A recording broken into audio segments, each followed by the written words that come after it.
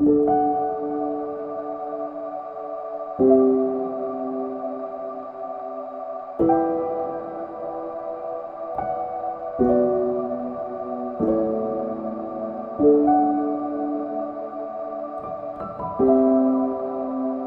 back to the Goldmark Gallery and the Goldmark Front Room.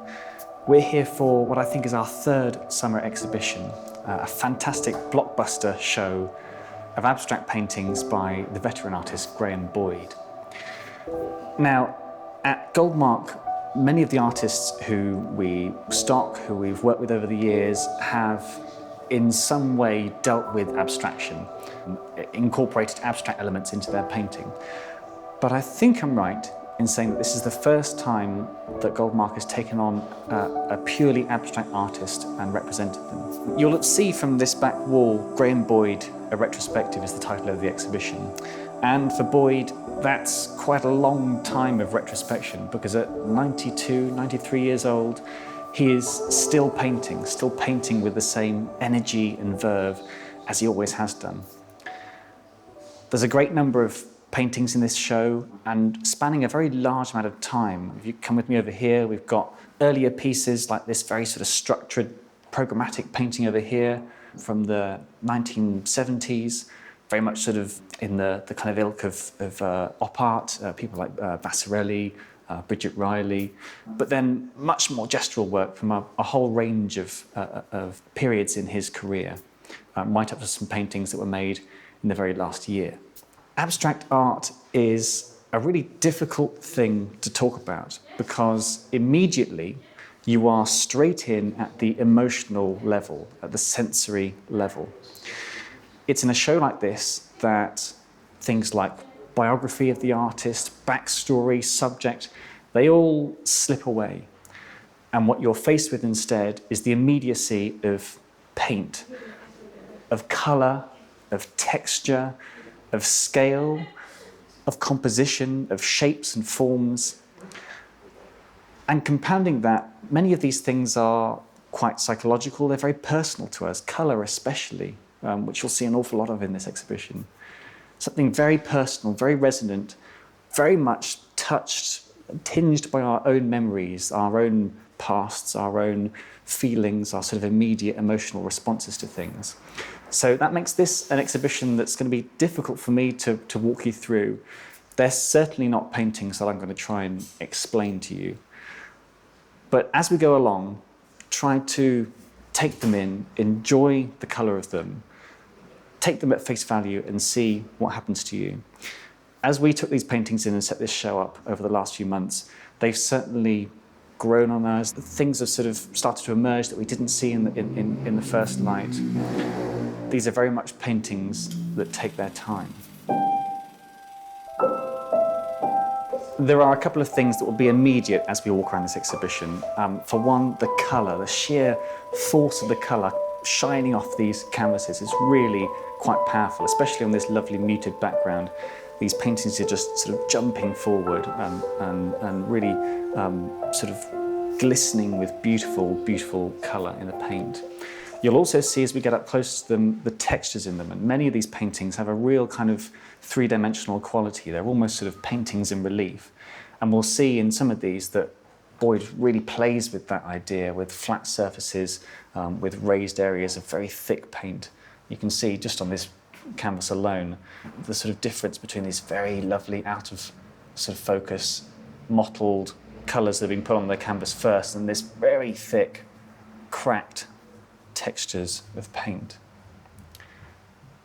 What you won't necessarily be able to get from the other side of your screen, but which I can feel right now in front of me, is the sense of scale of some of these paintings, particularly these largest ones.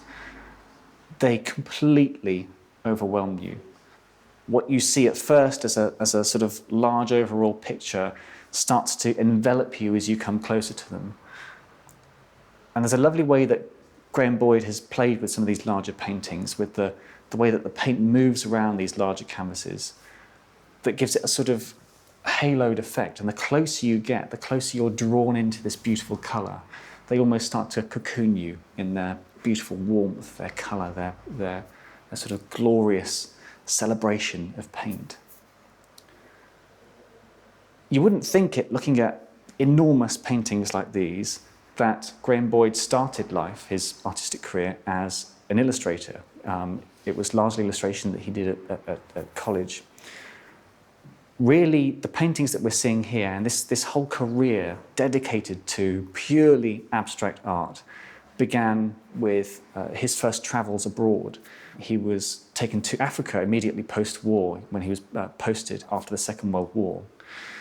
And it was in Zimbabwe, or southern Rhodesia, as it was then known, in this sort of glorious colour of the landscape, the great expanse of it, the intensity of it compared to sort of drab post-war Britain, its sort of grey buildings, the rain, the smog that was still around, that sort of downtrodden feeling of life.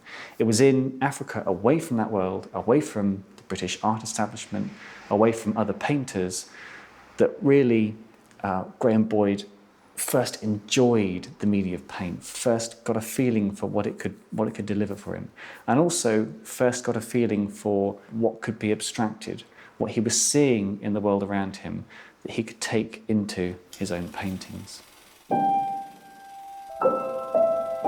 It was only really on his return from Africa that Graham Boyd was able to sort of make sense of an awful lot of that experience, of the sheer intensity of what he'd seen in Africa, the landscape, the weather patterns there.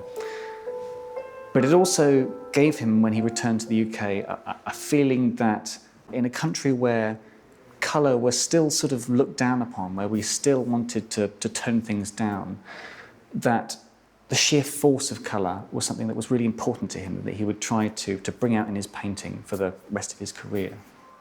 One of the things that Graham Boyd talks about a lot is the sort of duality that's built into abstract art and into our sort of psychology at a base level. He describes these, as they have been in the past, as the Apollonian and the Dionysian, after the Greek gods Apollo and Dionysus. Apollo standing in for logical thought, order, rationality, sort of purity of reason, and Dionysus for sort of loss of control, for revelry and pleasure, for the emotional side of things.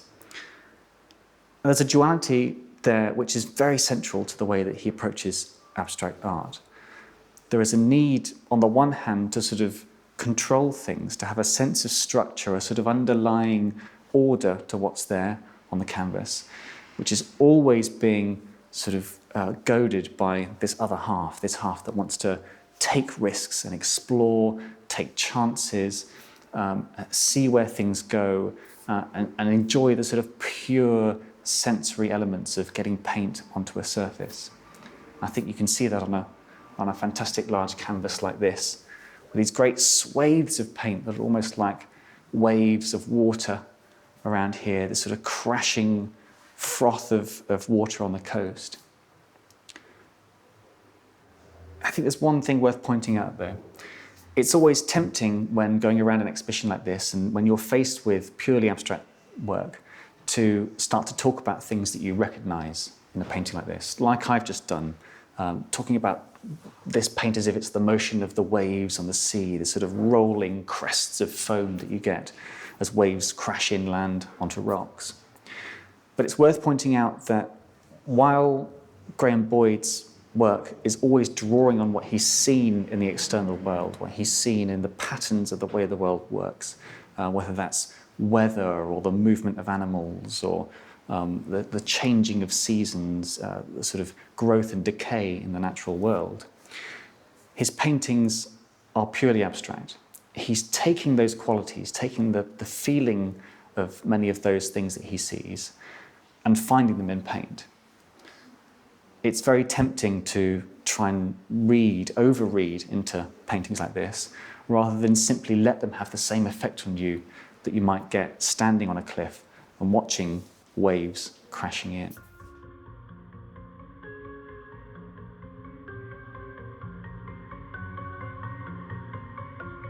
From his time in Africa, there were a number of different things that Graham Boyd started to look at on his return. And many of these things looked at the sort of fundamental patterns and rhythms and cycles and kind of music to our world around us. Things like the movement of storms and cloud forms, of rain, the movement of animals en masse, flocks of birds moving together almost as if they're one organism, or of termites and ants, or even the passage of traffic in a city. You'll also see two sculptures here which sort of draw on the idea of subatomic particles or atoms moving around.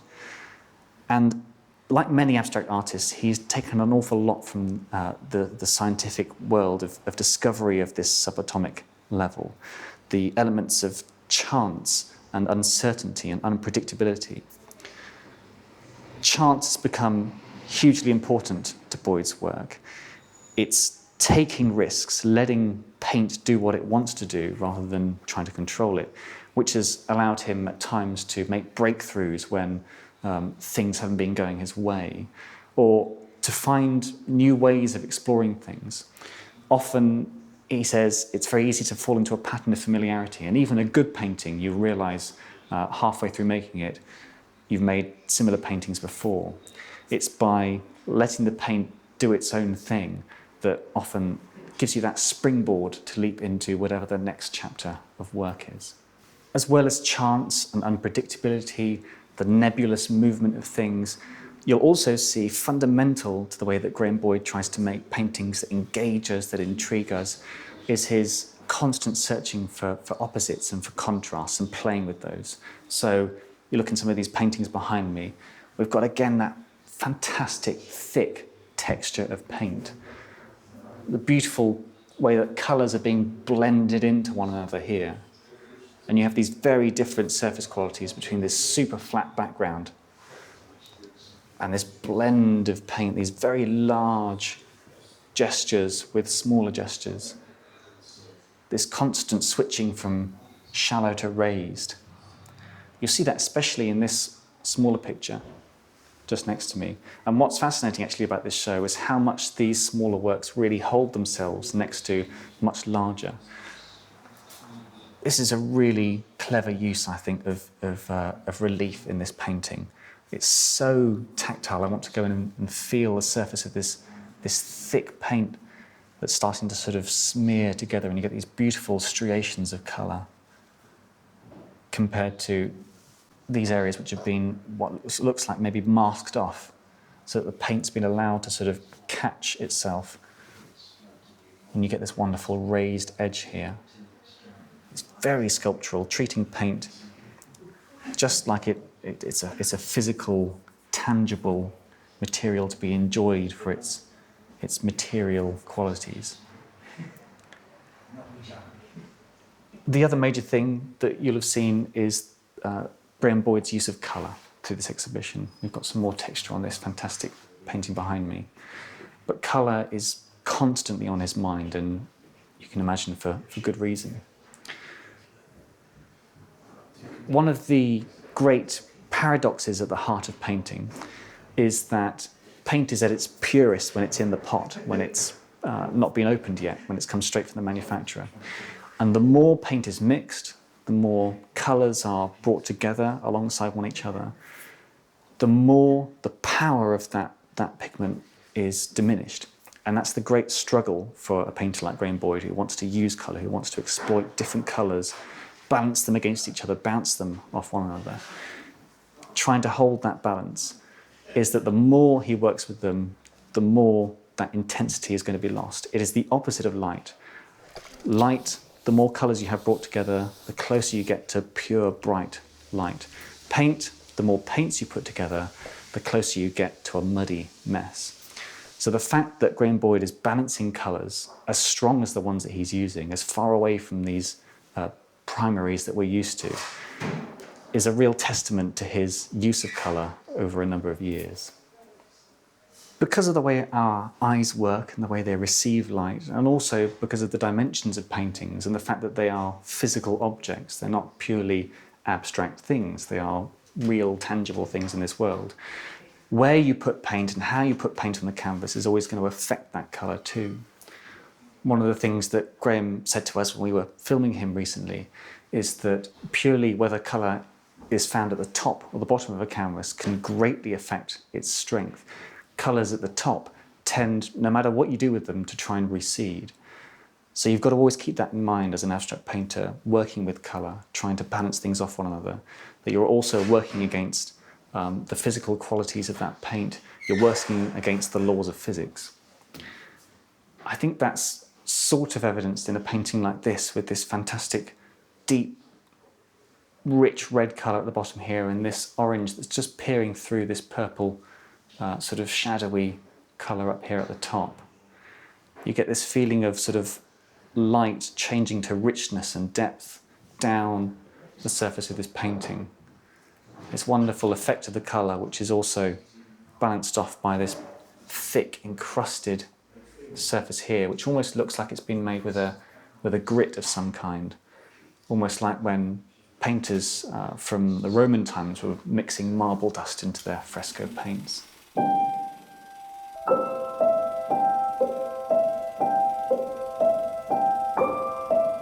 Graham Boyd is one of many artists who, having taught throughout his life, has sort of seen his career subsumed to his work as a teacher, though he's been very well thought of major figures within the world of abstract art. As well as his time in Africa, it was his time spent in America especially that helped develop his art, helped him start to find a voice of his own, and where he was particularly well received. In the late 1980s, he took part in the Triangle Workshop, which had been set up by Caro, a very famous British sculptor, and which was overseen by the critic Clement Greenberg, who was certainly suffered no fools gladly. It was in America, as he had in Zimbabwe, that Graham Boyd was met with a country of great expanse, of great drama. And I think from both of those places, he came back with a real appetite and a real drive to explore things in his work. You'll see from paintings like this, the sheer bravado of the colour, this fantastic sort of sonorous mix of oranges with these little greens and pinks peering out. This is another of those larger paintings that just sucks you in. You feel almost like you're going through a portal into another world. Or like a moth to the flame, you're drawn closer and closer. It's a kind of inevitable feeling as you get closer to it and you want to see the surface of this paint and really feel that colour up close.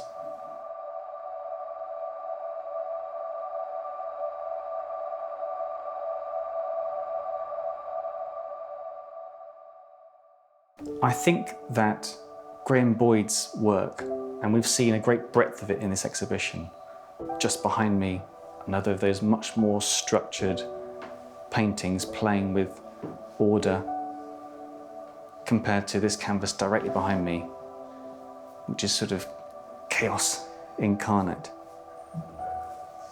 I think Boyd's work really is a testament to the importance still of painting.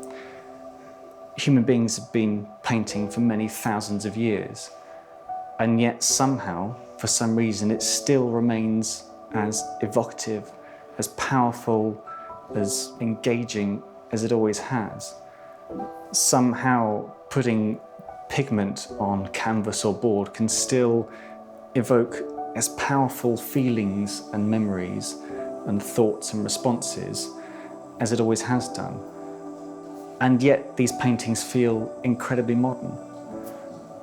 I think when we are faced with abstract art, there is a tendency to overthink what's in front of us or to preempt it. I think often we stick with our initial gut reaction and we don't give paintings enough time. That's certainly the case for me with this show, and I found the longer I've spent with these works, the more I've got up close with them and enjoyed what Graham Boyd is doing with the textures of paint. And then the more that I've stood back and simply let them speak to me, the more I have found myself drawn into them. It's very difficult in a 15-20 minute video to convey quite what effect paintings like these can have on you. And certainly it's an effect that's best felt in the flesh. So, as I said for our fantastic Ken Matsuzaki exhibition, which is still ongoing, do please, if you can, come here, experience the show for yourself, get up close and personal with these paintings, enjoy the surface qualities in them, enjoy the sheer force of the colour like that we've not quite seen here in the gallery before. And let Graham Boyd's work speak to you. I think you'll be surprised. I think there will be things that you find yourself feeling that you might not have thought of on first seeing works like these. Certainly that's the experience that I've had. I think the show looks really magical in the gallery space down here. I think the gallery team have done a fantastic job of hanging it. So book an appointment, come see us, come enjoy these works for yourself. We look forward to seeing you again soon.